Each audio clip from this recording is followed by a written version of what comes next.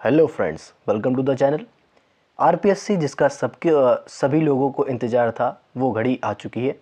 RPSC grade 2 maths paper 2 का syllabus मैं लेके आया हूँ और साथ ही मैं स्ट्रेटजी भी बताऊँगा और क्या क्या बुक्स फॉलो करके आप लोग अच्छे नंबर से पास हो सकते हैं। पास नहीं करना है, हमें नौकरी पानी है, तो अच्छे ग्रेड पे अच्छे रैंक पे मैं कैसे आ सकता हूँ उसकी पूरी जानकारी मैं इस वीडियो में देने वाला हूँ। अगर इस चैनल पे नए हैं तो प्लीज़ चैनल को सब्सक्राइब जरूर कर लीजिए ऐसे ही अपडेट पाने के लिए। ओके, चलिए स्टार्ट करते हैं आज का अपना वीडियो, जिसमें हम बता रहे हैं कि आपको अगर आप एस्पिरेंट है आरपीएससी ग्रेड 2 और स्पेशली आपका अगर सब्जेक्ट है मैथ्स, तो उसकी मैं बात कर रहा हूँ। देखिए, पेपर 1 आप जानते ही हैं, कॉमन रहेगा, सभी को देना है और सेम सिलेबस रहेगा।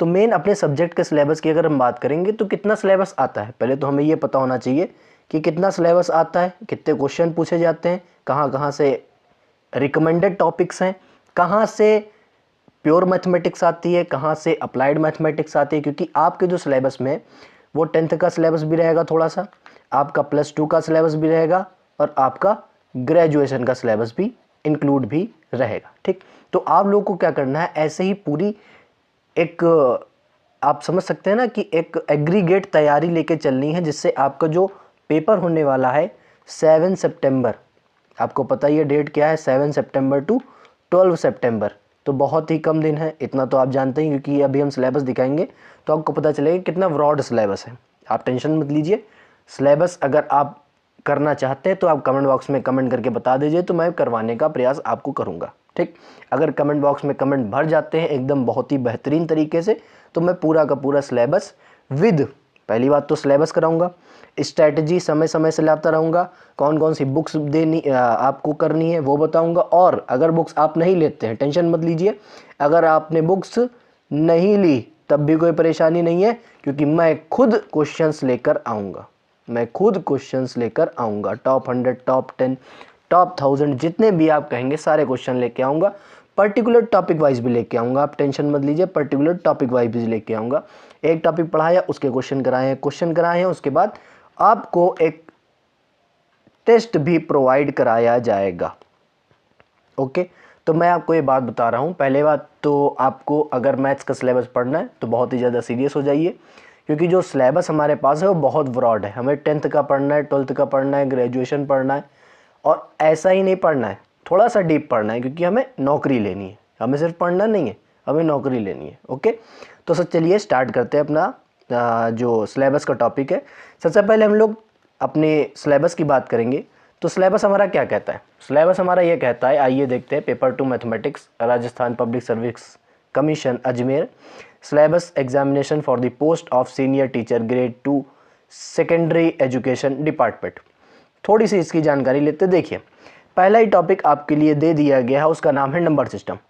देख लीजिए, अब आप इतने बड़े हो गए हैं, इतने बड़े हो गए हैं, आपको एक टॉपिक दे दिया गया है जो आप खुद पढ़ाते हैं, और वो है नंबर सिस्टम। क्या आप इसे नहीं कर पाएंगे, जो कि हमारा एक मेन टॉपिक रहता है 10th तक, अपने सीबीएसई 10th बोर्ड तक। ठीक, और जितने भी स्टेट बोर्ड है, तो ये आपका टॉपिक दिया गया नंबर सिस्टम। नंबर सिस्टम में, अच्छा आप लोग देख नहीं पा रहे तो मैं इसको जूम करने का प्रयास कर देता हूँ। ठीक, तो नंबर सिस्टम में थोड़ा सा ब्लर हो जाएगा। ठीक, नंबर सिस्टम में दिया गया है इरेशनल नंबर, रियल नंबर, उसके decimal expansion, terminating, non terminating, आप लोगों ने बहुत ज़्यादा पढ़े होंगे और पढ़ाए भी होंगे। Operations on real number, law of exponent, powers वाले जो होते हैं कि मल्टीप्लाई में पावर ऐड होती है सेम बेस के लिए, और डिवाइड में सब्ट्रैक्ट होती है सेम बेस के लिए, तो वही चीज़ प्रॉपर्टी दी गई है। प्लेन ज्योमेट्री यहाँ पे दिया गया, एंगल, आर्क, कॉन्ग्रेंसी। ठीक, प्लेन का अपना पूरा ज्ञान होना चाहिए। जो भी आपके प्लेन में मैं बता देता हूँ, जो भी आपके ट्रायंगल्स हैं वो आपका आएगा, जो भी आपका अगर क्वाड्रिलेटरल है तो वो आएगा, जो भी आपका सर्कल है वो आ सकता है। तो triangle, quadrilateral, circles, trapezium, property हमको सबकी पढ़नी, प्लेन ज्योमेट्री सारी होती हैं। अब क्या आ जाता है वो वहाँ पे डिपेंड करता है। ठीक, क्योंकि हमें कहा गया प्लेन ज्योमेट्री, प्लेन ज्योमेट्री में सारी ज्योमेट्री आएंगी, तो सभी की प्रॉपर्टी को हम एनालाइज करेंगे, बहुत ही अच्छे से पढ़ेंगे। सबसे बड़ा टॉपिक आता है अपना algebra. It's very very very very most important topic and most demanding topics ये कह सकते हैं, जिससे ज़्यादा से ज़्यादा क्वेश्चन बनते हैं। ठीक, जिसमें लीनियर इक्वेशन है, पॉलिनॉमियल्स है, जीरोस हैं, फैक्टराइजेशन है, और लीनियर इनइक्वलिटी है, लीनियर इनइक्वेशन, लीनियर इनइक्वलिटी भी आएगी आपके पास। तो ये बहुत ही ज़्यादा रिकमेंडेड टॉपिक्स है। जैसे मैं आपको एपी जीपी आप लोगों ने पढ़ी है, एचपी का कोई अंदाज़ा नहीं है तो टेंशन मत लीजिए, मैं कराऊंगा। ओके, परमुटेशन, कॉम्बिनेशन है, मैट्रिक्स है, कॉम्प्लेक्स नंबर्स हैं। देखिए ये जो छोटे छोटे, जैसे ये सेट रिलेशन फंक्शन, ये जो छोटा सा टॉपिक लिखा हुआ है ना, सिर्फ 3 लेटर्स, ये बहुत ही बड़ा टॉपिक होता है बेटा, आप लोग जानते ही हैं। ठीक, और ये आपका कॉम्प्लेक्स रिप्रेजेंटेशन, आर्गन प्लेन, ठीक, ये सब चीज़ें पूरी की पूरी आपको अलजेब्रा में पढ़नी। देख लीजिए कितना ब्रॉड टॉपिक है। ठीक, सरफेस एरिया वॉल्यूम, अब सब कुछ आ गया उसमें सरफेस एरिया वॉल्यूम में। Trigonometry, most important topic. ठीक, पहले बात तो आपको प्रीवियस ईयर का नॉलेज होना चाहिए। प्रीवियस ईयर क्वेश्चन को अभी से एनालाइज करना चालू कर दीजिए, आप लोग एनालाइज करना चालू कर दीजिए। देख लीजिए कौन से टॉपिक से कौन कौन से क्वेश्चंस आ रहे हैं, कौन कौन सा रिकमेंडेड टॉपिक्स है। ठीक, तो ये चीज़ आपको देखनी पड़ेगी अभी से। ठीक, ये चीज़ आपको देखनी पड़ेगी। अब देख लीजिए अगला टॉपिक जो हमारे पास है वो है कैलकुलस। अब कैलकुलस की तो खैर सर कोई बात करनी नहीं है, क्योंकि डिफरेंशियल कैलकुलस और हमारे पास इंटीग्रल कैलकुलस, ये हमारे पास ट्रिपल स्टार, इनको मैं 3 स्टार दूंगा, 3 स्टार की रेटिंग, क्योंकि ये बहुत ही ज़्यादा रिकमेंडेड टॉपिक्स होते हैं किसी भी एग्जाम पे जाए आप। अगर मैथ्स आ रही है तो मैथ्स आ रही है तो कैलकुलस लेके ही आएगी, ये तो आप कंफर्म मानते हैं। ठीक, आगे चलते हैं हम लोग। आगे हम लोगों को टॉपिक दिया है कोऑर्डिनेट ज्योमेट्री। ये आपके डिस्टेंस, ये आपका दिया गया डिस्टेंस बिटवीन 2 पॉइंट्स, और आपके लिए सर्कल दिया गया है, स्ट्रेट लाइन दिया गया है, कोनिक सेक्शन का पूरा पार्ट दिया गया है। ठीक, कोऑर्डिनेट ज्योमेट्री 3 डायमेंशनल वाली। अब 3 डायमेंशनल की कोऑर्डिनेट ज्योमेट्री दी है तो उसमें कहा गया सर आपको चाहिए क्या क्या, कोऑर्डिनेट एक्सेस चाहिए, और आपको वहाँ पे coordinate of a point, distance between 2 point, section formula है, कोप्लेनर है, स्क्यू लाइन्स है, शॉर्टर डिस्टेंस बिटवीन 2 लाइन्स है। ये बहुत ही ज़्यादा रिकमेंडेड टॉपिक हो चुका है आजकल, क्योंकि आईटी जेईई में बहुत बार पूछा गया अभी जनवरी वाले अटेम्प्ट में। ठीक, अभी अप्रैल वाले में आया नहीं है अभी तक, बट जनवरी वाले में हर शिफ्ट में, हर मतलब हाँ हर डे की हर शिफ्ट में आता रहा है। ठीक, distance of a point from a plane, statics बहुत इंपॉर्टेंट टॉपिक्स, वेक्टर बहुत इंपॉर्टेंट टॉपिक्स। ये ऐसा टॉपिक है अगर सारे फॉर्मूले आप याद रखेंगे तो डायरेक्ट भी क्वेश्चन बन सकते हैं, क्योंकि फॉर्मूले बेस्ड भी कभी कभी बन जाते हैं। ठीक, आगे आता है अपना टॉपिक ग्रेजुएशन स्टैंडर्ड। अब आता है आपका वो टॉपिक जो आपका बहुत दिनों से दूर है, जो अगर आप +2 तक पढ़ा रहे हैं तो आपका बहुत दिनों से दूर हो सकता है, या फिर आप लोगों ने कभी ज़्यादा पढ़ा नहीं होगा। तो वो टॉपिक हम लोग बहुत ही अच्छे से कवर करेंगे, जिसमें आप लोगों को, मैं जानता हूँ ये टॉपिक प्योर मैथमेटिक्स का बहुत ज़्यादा दिक्कत करेगा, ये टॉपिक प्योर मैथमेटिक्स का बहुत ज़्यादा दिक्कत करता है। ठीक, और ये वाला टॉपिक जो बहुत ही ज़्यादा अप्लाइड है लेकिन फिजिक्स से रिलेटेड है, स्टैटिक्स एंड डायनेमिक्स, इसको हम लोग जो बोलते हैं अपना ब्रांच होती है मैकेनिक्स, मैकेनिक्स की ब्रांच में ये इंक्लूड होता है। तो ये टॉपिक्स जो है बहुत ही ज़्यादा इम्पॉर्टेंट है, क्योंकि ये आपके स्कोरिंग ही रहेंगे, क्योंकि वहाँ पे जो +2 वाला लेवल है वो थोड़ा सा आईआईटी जेईई में छू जाता है, थोड़ा सा, मैं ये नहीं कहूँगा कि जेईई का एडवांस का पेपर आ जाता, नहीं, थोड़ा सा टच हो जाता है आईआईटी जेईई से, बट यहाँ से आपको पूरा स्कोर करना है, ये गारंटी आपको होनी चाहिए। ठीक, आगे चलते हैं। ये सारे टॉपिक्स हैं आपको याद रखने पड़ेंगे। एब्स्ट्रैक्ट अलजेब्रा, इसको मॉडर्न अलजेब्रा भी बोला जाता है। कैलकुलस आपकी पूरी, रियल एनालिसिस है, वेक्टर एनालिसिस है, डिफरेंशियल इक्वेशन है, मैकेनिक्स है, लीनियर प्रोग्रामिंग है। आखिरी टॉपिक आपका आता है वो है आपका numerical analysis and differential equation. अच्छा, ये भी बहुत अच्छा टॉपिक है, बहुत बढ़िया टॉपिक है, एंड स्कोरिंग भी है, ये भी आपको बात याद रखनी पड़ेगी, स्कोरिंग टॉपिक्स भी हैं। ठीक, बाकी आपका टीचिंग मेथड जो भी आपका एक बुक लेनी है उसके हिसाब से आपको पढ़ना है। अब बात आते हैं पैटर्न की। अब देखिए यहाँ पे आपको कहा गया है, बड़े बड़े अक्षरों में लिखा हुआ है कि knowledge of secondary and senior secondary standard about relevant subject matter.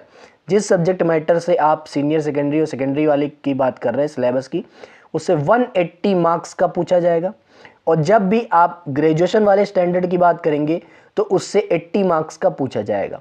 अब मैं अगर बात करूं आपसे, अगर आप मान लीजिए 4 साल से पढ़ा रहे हैं, 6 साल से पढ़ा रहे हैं, 10 साल से मान लीजिए पढ़ा रहे हैं सेकेंडरी लेवल, तो आप क्या इसमें 150 स्कोर नहीं कर सकते? छोड़िए 150 की बात करिए, छोड़िए, क्या आप 140 प्लस स्कोर नहीं कर पाएंगे?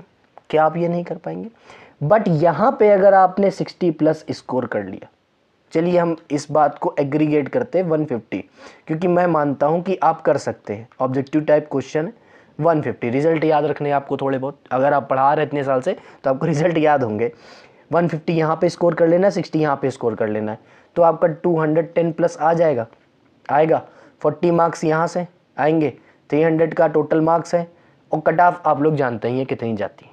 तो आप 200% फिर श्योर होंगे कि आपकी जॉब लगनी है। बट हाँ, ये आपको याद रखना है क्योंकि निगेटिव मार्किंग है, तो मार्क्स आप याद समझ सकते हैं कितनी जा सकती है कट ऑफ, समझे। तो मैं आपको सिलेबस बताने आया हूँ, ठीक।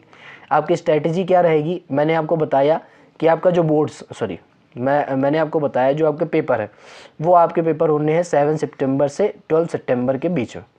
तो आप लोग अनुमान लगा सकते हैं कि आपके पास 4 से 5 महीने हैं, तो बहुत ही अच्छी तैयारी हो जानी है आपकी, बहुत ही अच्छी तैयारी। ऐसा नहीं है कि अच्छी तैयारी नहीं हो सकती है, बहुत ही अच्छी तैयारी हो जानी है। पहले बात आपको करना क्या है कि अपने 2 मंथ में, मैं 4 मंथ मान के चल रहा हूँ, मैं आपसे 4 मंथ मान के चल रहा हूँ, समझिए कि हमारे पास टाइम है वो कितने का है, अभी हम मान के चल रहे हैं 4 मंथ्स, ओके। ये हमारे पास टोटल एग्रीगेट टाइम है। तो हमको करना क्या है, अपना 2 मंथ लगा देना है पूरा का पूरा। 2 मंथ में अपना 10th पूरा निपटा देना है, +2 पूरा निपटा देना है, और ग्रेजुएशन मैं मान रहा हूँ बहुत ज़्यादा हो जाएगा, बट हाफ ग्रेजुएशन का आधा सिलेबस निपटा देना है। अगले 1 महीने में PYQ के साथ, विद PYQ, ठीक। PYQ के साथ में 10th 12th ग्रेजुएशन आधा तो पढ़ लिया था, आधा यहाँ पढ़ लेंगे, पूरा का पूरा यहाँ नहीं पढ़ जाएगा, ठीक। तो हमारा 3 महीने में ये काम हो गया। फिर आगे सुनिए, अगले 1 महीने में सिर्फ क्या करना है आपको, PYQ। अब PYQ इसी के नहीं करने, जो क्वेश्चन सारे KV में आए हुए हैं वो पढ़ने हैं, DSSB में आए हुए हैं वो पढ़ने हैं, और NVS में आए हुए हैं, NVS में आए हुए हैं, ठीक। EMRS में आए हुए हैं। तो जितने भी टीचिंग वाले आपके पेपर्स होते हैं, और RPSC के भी सर, वो तो आपको पढ़ना ही है, उसमें तो कोई प्रॉब्लम नहीं है आपको। तो ये जितने भी पेपर्स आए हुए हैं इन सभी को आपको एनालाइज करना है, इन सभी को आपको सॉल्व करना है, इन सभी के आपको जो भी रेलिवेंट रिकमेंडेड टॉपिक्स हैं उनको बहुत ही अच्छे तरीके से पढ़ना होगा, ठीक। और आपको PYQ एनालिसिस करना है, और मैंने बताया कि आप RD शर्मा की बुक लिख सकते हैं +2 तक तैयार करने के लिए, ठीक। और यहाँ ये बुक सफिशिएंट है, मैं मानता हूँ इतना, ठीक।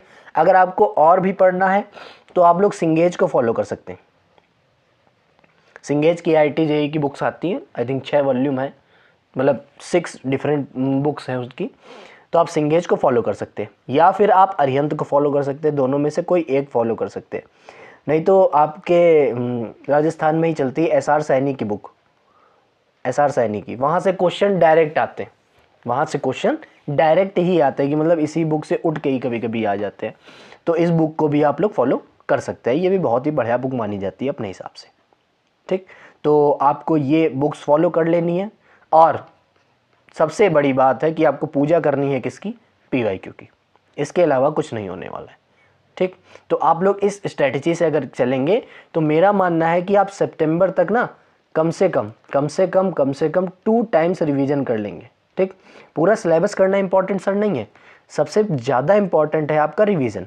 अगर आप रिवीजन कर लेते हैं तो मेरा मानना है कि हाँ, आप सफिशिएंट उस स्टेज पे आ चुके हैं जहाँ पे आपका सिलेक्शन श्योर है, ठीक। क्योंकि इसी टाइम पे आपको पेपर फर्स्ट की तैयारी भी करनी है, क्योंकि पेपर फर्स्ट भी तो सर निकालना ही है, पेपर फर्स्ट की भी तैयारी करनी है, और टीचिंग मेथड्स वाला जो पेपर है, जो टॉपिक आने वाला है उसकी भी तैयारी करनी है। तो तैयारी सब एग्रीगेट लेकर ही हम लोग चलेंगे, ठीक। तो आज के लिए इतना ही, क्लासेस जल्दी ही स्टार्ट होंगी, उसके लिए मैं जल्दी ही अपनी टीम के साथ वर्क करूँगा कि क्लासेस जल्दी स्टार्ट हो जाएंगी। और अगला वीडियो हो सकता है आपके उन दोस्तों के लिए आता हो जो RPSC असिस्टेंट प्रोफेसर के एस्पिरेंट्स हो, ठीक। तो अगर आपके आसपास में कोई है तो उनसे बता दीजिए कि हाँ, सिलेबस अभी बताएंगे, अगले वीडियो में आने वाला है, और उससे रिलेवेंट जो टॉपिक्स होंगे, जो क्वेश्चंस होंगे वो भी आपको बताए जाएंगे, ठीक। तो अगर आपको वीडियो अच्छी लगी तो प्लीज़ लाइक, शेयर और कमेंट करना ना भूलें, और अगर आपकी कोई भी राय हो तो आप मुझे कमेंट बॉक्स में कमेंट करके बता सकते हैं। मिलते हैं अगली क्लास में, तब तक के लिए गुड बाय।